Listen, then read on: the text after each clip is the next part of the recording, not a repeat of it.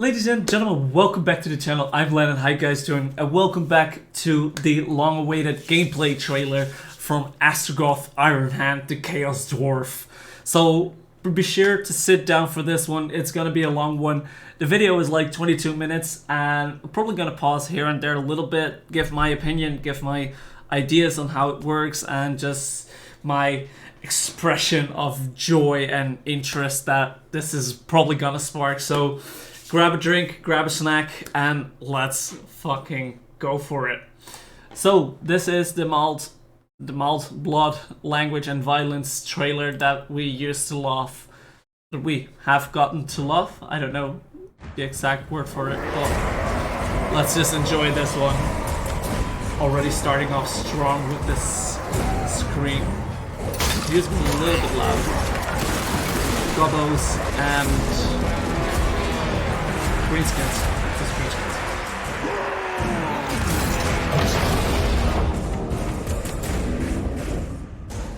We are starting off heavy with first person? What the heck?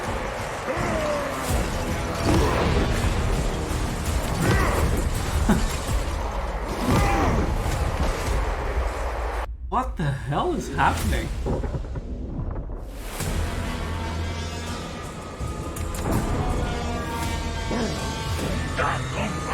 Is that the... Oh, that is our Lord.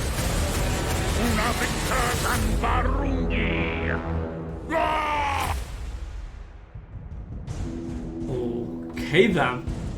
Like, a Lord in a mech suit? No, he's not a spacefaring metalhead, he's a metal-wearing, magic-wielding, limb-petrified High Priest of Hashut, and he's on a mission to prove his best sorcering days aren't yet behind him. Fair point. Chaos Dwarfs, what a lovely pair of words. You'll be pleased to know our angry little Chaos friends have a nice variety of ranged, melee, cavalry, and artillery units, as well as enough cannon. Yes, they have cav. That is something I especially missed with the dwarves in Warhammer 3 so far. Fodder to make the greenest of Skaven salivate. Orc and Goblin labourers offer an inexpensive front line that can be used to distract your enemy's army and control the flow of the battlefield. We'll use them in our approach to soak up arrows and conceal the units we actually care about. Meanwhile, Astragoth and our centaur boys are going to loop around the back and harass their archers.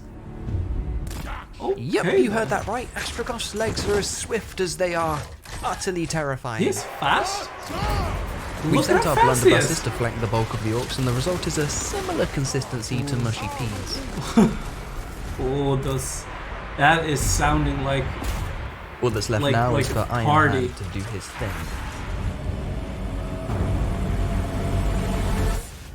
What the hell? This dude is a madman. Flamethrower hands, fast mech suits.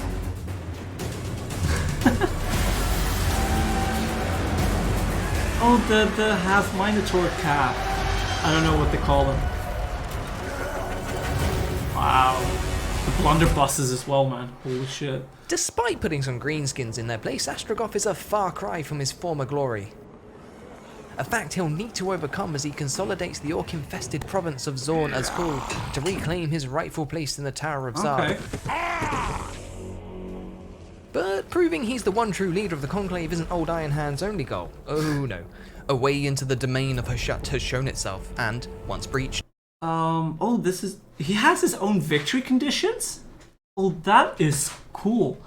The high-powered drill assembly line building to enable completion of the Great Drill. Claim and use 4 ancestor relics to provide power to the drill. Win the final battle to allow the drill to penetrate. Oh, he has an actual final battle idea for his campaign victory. Oh, that is so cool. The Chaos Dwarfs can reap the most potent power known to Demon Dowie kind. The blood of Hashut. To get there, Astragoth will need to build a drill. A very, very big... Like, look at all of this shit. This is awesome. Big drill. Which we can upgrade into level 2 and level 4 at the cost of a hefty sum of raw materials. Which means we'll need a strong economy. We'll return to the Great Drill of Hashut in a little bit, but for now, what better way to amass great wealth than with great violence? So he has his own, like, we're outnumbered and we're on the offensive.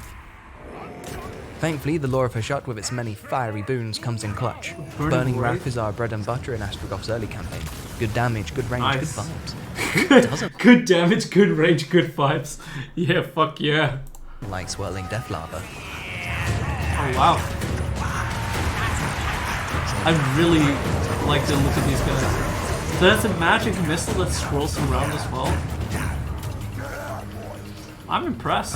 To the victor go the spoils. Another hard-won piece of the puzzle. Unlike every other faction in the world, Chaos Dwarfs know the value of hard work, the worth of a sweaty brow and calloused palms. That's why Chaos Dwarfs don't build any old settlements, no. They build outposts, factories and towers, all tools of the unrelenting machine of industry. Oh, that is cool. Outposts are needed to mine raw materials, factories turn those raw materials into ornaments and gold, and towers are our sprawling province capitals. But what do we build? Well, there's a lot of factors to take into consideration, and before we get there, let's rewind a little bit and take a deeper look at our economy. That's right, hold on to your seatbelt, I said economy. Chaos Dwarfs are industrious little fellas. This has some fucking depth, my guys. Holy shit. And I was wondering why the DLC was so expensive, but like, this is probably gonna explain a lot of that. And that's reflected in the way we'll manage our budding empire's resources. Behold, our new major currencies.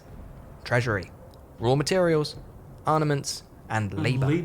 And then there's conclave influence, but we'll come back to that later. What the Treasury needs no explanation. It's shiny, it's heavy, we love it. We love it. Raw materials does what it says on the tin, needed for certain buildings and technologies, and can be converted into ornaments or gold in specific factory buildings. Our primary source of raw materials is from outpost strip mines, but we can also trade with it using military convoys, which unlock at turn 5. Armaments, primarily gained through factory assembly lines, armaments are used in the construction of advanced military buildings and some technologies. As with raw materials, we can trade armaments on military convoy expeditions for other goods. This is labor, absolutely mind-blowing. because all those tasty minerals aren't going to mine themselves. Labor directly affects the output of our raw materials. More strip mines requires more labor, and a dwindling workforce produces fewer raw materials. So keeping your control in check is advised. We can perform various actions with our labor force, increasing our gold stores or our conclave influence, or we can move labor around our sprawling empire to bolster provinces that might need the extra manpower. You may have guessed it, labor is a little bit largely unpaid gain, so a little bit like the slave mechanic from the Dark Elves, but like a little bit more fine-tuned, I guess, and a little bit more tweaked. Gained from willing battles, and are usually greenskins. So, what to build? We've established that labor is important and its effectiveness is directly linked to a province's control. We need labor to mine raw materials, and those raw materials to produce armaments and other goods. I've got an idea, and feel free to disagree with me, that's fine, but I envision a Chaos Dwarf empire with districts. Here, in my homeland, I see the heart of my mining endeavors. 3 outposts and, keeping all those laborers in line, a tall, terrible tower. Yeah, let's do that. Our next province will be entirely factories, and that'll be our industrial district. Oh, this is so cool. You actually get to, like, not everything is just like, okay, one town is this, one town is this. You can actually, like, prioritize whole provinces to factories, outposts, and oh, that is so cool.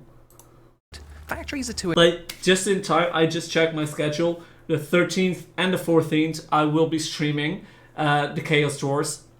So let me know in the comments which of the 3 legendary lords you want to see me play first, because I really would enjoy that. We're gonna at least play for a couple hours every day, like the 13th and the 14th. So yeah, subscribe for that one. Woo! Too important to sleep on though, so we'll build a mixture for now and utilize the swap settlement feature when it's district time. Oh, that is so cool. One of the handiest uses for labor is instant construction. For example, we can kickstart our economy by throwing laborers at it, instantly building a money pit to get those coffers flowing. Over in the tower, we'll want to work towards upgrading to rank 2 at the hefty cost of raw materials. An upgraded tower will give us access to the lava fields, where we can churn out more centaurs and the great Taurus, amongst other handy benefits. More ranks eventually leads to the Lanisu, Bull Center Renders, and the dreaded Bell Taurus, but that'll take time and some serious resources. Wow. Before we move on, it's a good idea to get some technology brewing. For Chaos Dwarfs, the technology tree is split into 3 branches: military, sorcery, and industry. No points for guessing which one does what, although our sorcery tree is also where we'll find our diplomatic boons. No wrong answers here. We can cater our society to fit very specific molds. Military powerhouse or economic marvel. The choice is ours. And we're going to choose a nice mixed spread. We'll start with... Like, this also gives you, like, multiple ways to play the campaign. Like, you could go just, like, minor industry and go full military. Or just, like, be military a little bit waiting and weaker on the military side for the first 30 to 40 turns. And just really boot up industry and sorcery. And then just fucking go steamrolling later on in the campaign when you start to upgrade your military stuff. Like, this is actually a really cool idea. I hope... Would it be cool if some older factions got a little bit of a rework like this? Because, like, there are a lot of factions that are just simple in the kind of way, like straightforward. And these Chaos Dwarfs have so many new things implemented. Like, I think a couple of older factions would be definitely improved with some similar stuff like this. Merchants Guild for the bonus to trade, and then we'll work towards Envoys of the Conclave in the Sorcery Tree, which will get us on good standing with our fellow Chaos Dwarfs. It'll be a while until we need to worry about unlocking technologies with specific resources, so let's just push that out of our heads for now. And whilst we're pushing that out of our heads, let's push some new skills into Astragoths. Route Marcher, that's a given, and we'll drop points into Aspiring Presence now and Feather and Fodder later. I'm going to be playing... Following units will receive bonuses from this skill. Oh, that is so cool. That is going to be hopefully in everything now, so you actually know what kind of units get the bonuses. Like cannon fodder heavy, and it's nice if your meat shields don't run away. At level 12, Astragoth can unlock this lovely little joy, Master of the Conclave. Being quite so angry, expansive, and repugnant, the Chaos Dwarfs get a fairly bad rap abroad. Anything we can do to soften that image will be handy in the long run. With our dashing Bull Centaur hero, we'll prioritise training where possible, and then just make him a right good stabber of living things, I reckon. What a beautiful bull man. What's his name? Zorak. I think not. Welcome to the party, Natalie. I'm so sorry. Whoever fucking decides these things, like, how do you come up with this? Almost done with turn one. Actually great. We'll just recruit some sneaky gobbos, another unit of Chaos Dwarf warriors, and some more cannon fodder, labourers. Then it's all aboard the Chaos Dwarf Express to Murderville. Choo-choo. Choo-choo to Murderville. Dang, greenskins are holed up on some prime real estate. We'll spread our attackers, as is only correct and proper, to assault on 4 fronts.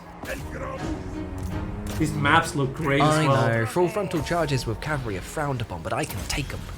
Especially with a little help from the laws of a shut and fire. They get inbuilt fire damage. Oh, these guys look nasty. Oh, lava stomp. You love to see it.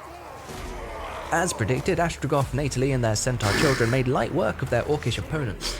Elsewhere, we're making slow but steady progress into the din, and I can only imagine the furious indignation of the soon-to-be indentured locals. Wonder bosses. Mwah.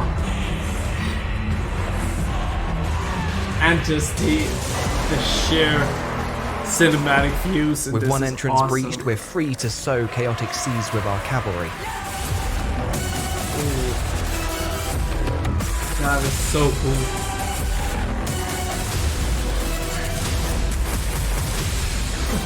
See him run. I really wish I could make use of this music as well. Like, this is so epic.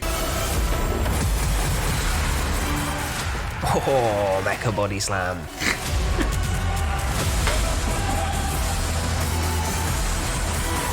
Like, this is a new town district as well, like a new minor settlement town. Zharr's Call is once again united, and Astragoth's quest to re-establish his dominance within the Tower of Zharr can begin in earnest. We'll set the Billowing Smokestacks commandment to maintain control over our labour and contemplate where to forge ahead next. That's okay. Remember, we'll be looking for a nice, nearby province to build our factories. The path to the east is tempting, and opens us up to the Mountains of Morn, though the ogres are not a force to be taken lightly. Either way, the Saberskins are less than friendly. War will sing in the mountains eventually. tantalizingly close, the high pass is our most obvious choice, and though these crumbling ruins may appear abandoned, they hum with the scratching machinations of Skaven. Though is not as immediate a threat, the vampires and the orcs of the World Edge Mountain hold no love for us and would stand fast in the face of our expansive ambitions. This looks so awesome. But not all our neighbours want us dead, and indeed our fellow Chaos Dwarfs also call these lands home. We would be wise to foster a strong relationship with our kind, for in a world that hates our very existence, could maybe confederate them in the later game. Hope for an ally, indeed. You know what? Let's just stomp on some rats. That's a good idea. Fuck Skaven. I feel like early game Skaven are easy targets because they usually recruit like a lot of slave slingers and spears. Late game Skaven are absolute menace. That's a factory.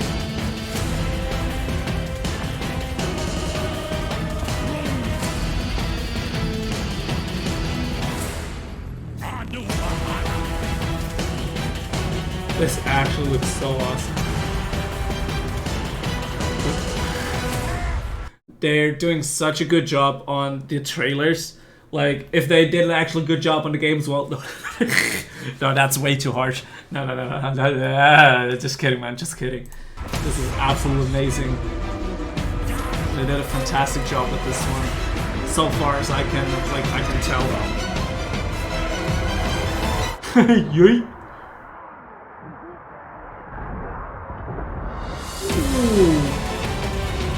He watched a little bit too much WWE. Convert to outpost. Underway. Of course, dwarves underway stats. Nice. Like he's a decent melee fighter. Classic ogres. Couldn't wait their turn. No matter what direction we started in, we're always going to end up in a situation like this. At least our tower will act as a barrier between the ogres and the rest of our settlements. It's got a strong garrison, so we should be alright for now. If things start looking hairy, we can recruit an emergency lord and hope for the best.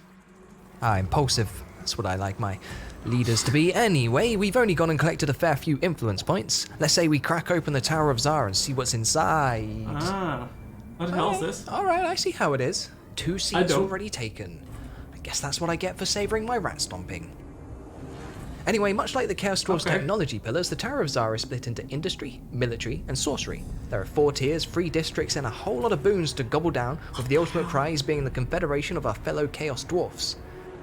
To unlock the next tier, 2 full districts must be completed in the previous tier. Thanks to my like-minded kin, we're well on our way to achieving those ends. Not gonna lie, I did want the Machinator seat for the bonus to raw materials. We could dethrone them, we have the influence to do so, but we're still trying to play nice at the moment, so probably not the best of ideas. I'm a little miffed, but we'll park our bum on the blacksmith seat for now. Extra ornaments is nothing to sniff at, and by any means seats aren't permanent. We'll have another shot eventually. Or we'll build an economy so vast every seat is dwarfed beneath our all-encompassing buttocks. Like this, I am just sorry if I wasn't reacting to that a lot, but I'm just astonished and mind-blown about the depth of this like new race, like the depth of with the boons and the raw materials, the workforce, the labor, the tech that's split in 3 ways, like the seats that are split and that you have to deal with also your allies, friendly faction, Chaos Dwarfs, and the rest. Like, this is absolutely mind-blowing. I think they really outdid them. If it's actually gonna play out this good, they really outdid themselves. Holy shit. Politics. Politics. Unfortunately, we're not quite secure enough in our economy to easily swallow the... They threw like everything in once. It said like, okay, fuck it. You have the slaves from the Dark Elves. You have the military convoys from the Xingjia's Cathay guys. You have the new boon systems. You have so much new stuff here. Holy shit. The cost of sending a convoy out just yet. Not whilst we're waging 2 wars, anyway. You know what? The convoy will have to wait. Back to squashing rats. The editing is awesome.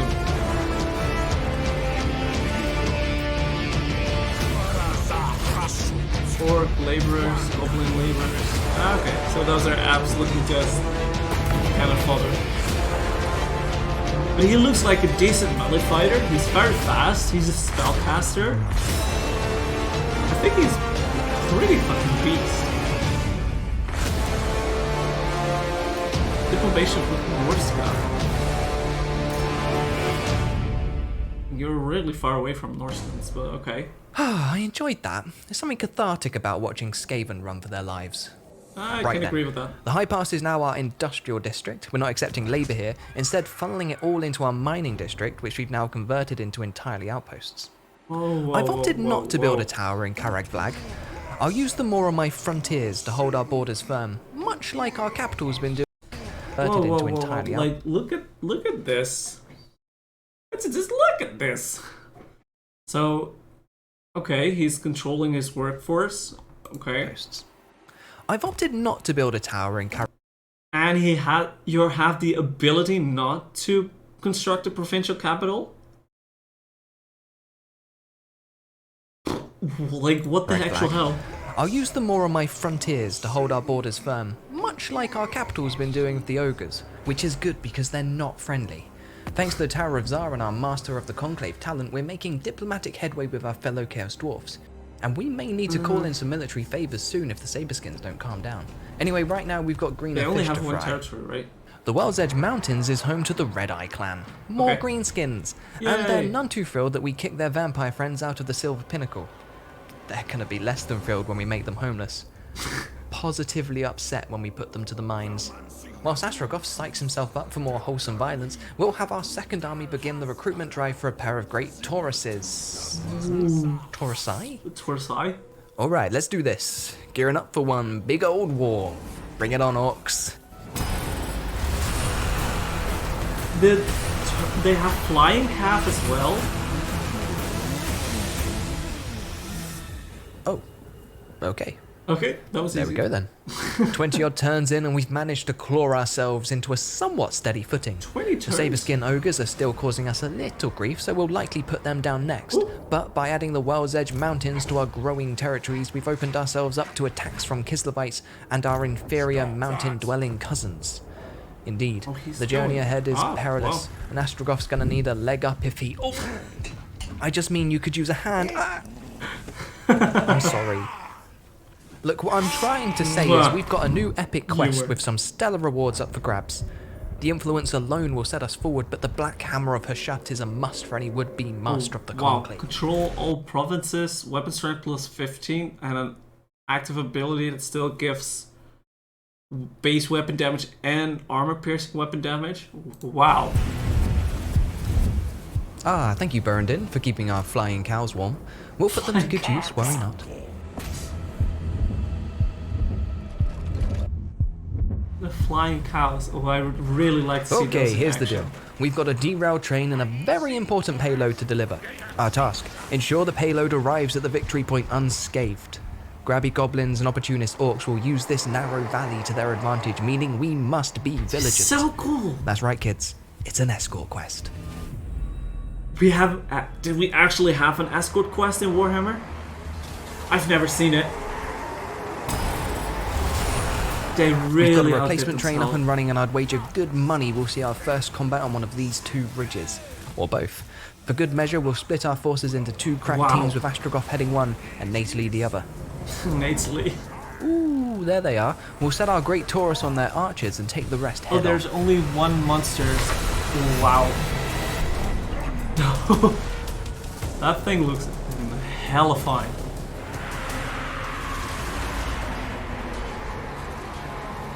And the spell again. Like, it's as first waves go, it's immensely survivable. Bit of flanking, bit of magic, bit of vigorous stabbing, and they're running for the hills. I really think they need to rework some old factions with like some of the and implement some of the new stuff that they did over here, because like this is actually amazing. As Astragoth's team continues to the next ramp on the other side of the valley, Nately's got a big old spider to squash. Rather them than me.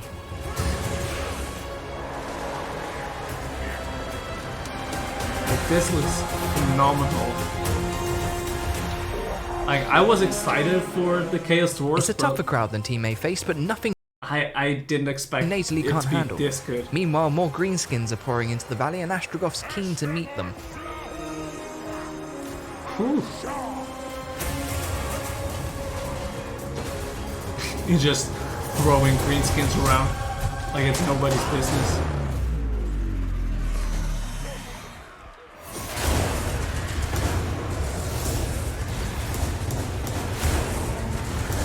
That's spider done. Good job, Natally. We'll take Team B to the next ramp whilst Team A mops up the stragglers. Yeet.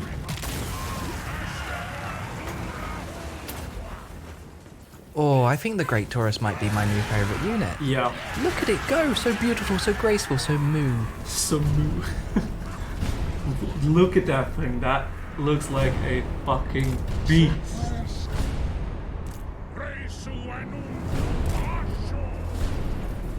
Oh right, not too far from our destination now, and the payload's yet to be scratched. Whatever comes next weekend, oh, the bars are coming in. I should shut up, enjoy the film. It's just a comedy, the sheer amount of comedy in this is really great.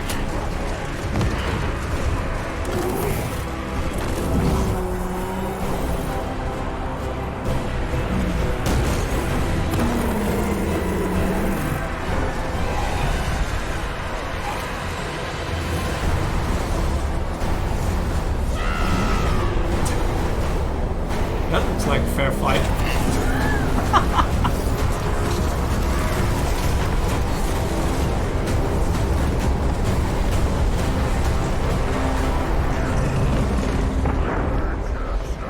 The big end.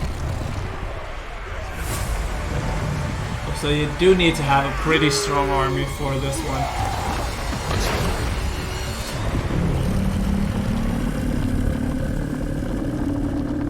Eee. Haven't really fought those guys.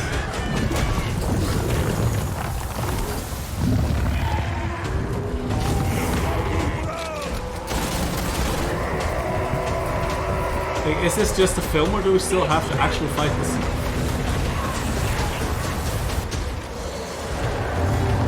Look at him go.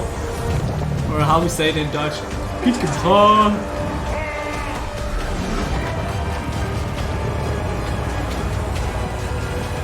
Wait, fuck that dude.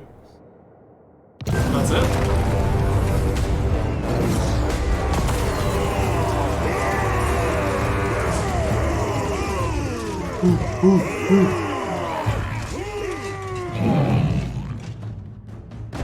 Oh, that was actually the end. Well, holy smokes, guys. Is there anything else coming? No, there's nothing coming. Okay. No, I don't want to see that. I don't want to see that. Ah! No, no, no.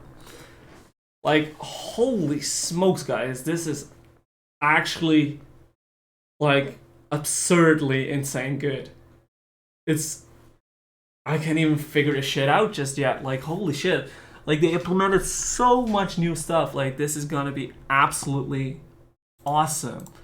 Like, I think in my own time, I'm just gonna rewatch this once or twice again before the actual campaign drops, so I know a little bit more how to work it out. But, like, this is... I really think they outdid themselves, so... Holy shit, guys, be ready for the 13th and the 14th of April, where we will be live streaming this both days, at least 2 hours a day. So we get at least a good portion in on the first 2 days that it is available. So with that being said, I just want to say, ladies and gentlemen, if you stuck through the whole of the video, I just want to say thank you very much. Please don't forget to smash the like button and give me a comment down below. Like I said, what Chaos Dwarf do you want me to start as? Because I believe there are 3 legendary lords. And just give me some ideas, give me some good vibes, and just give them hell. But anyways, also don't forget to subscribe to the channel so you get the notifications when we actually start live streaming this stuff. So yet again, thank you guys for watching. Hopefully you guys enjoyed, and I'll see you guys next time. Peace.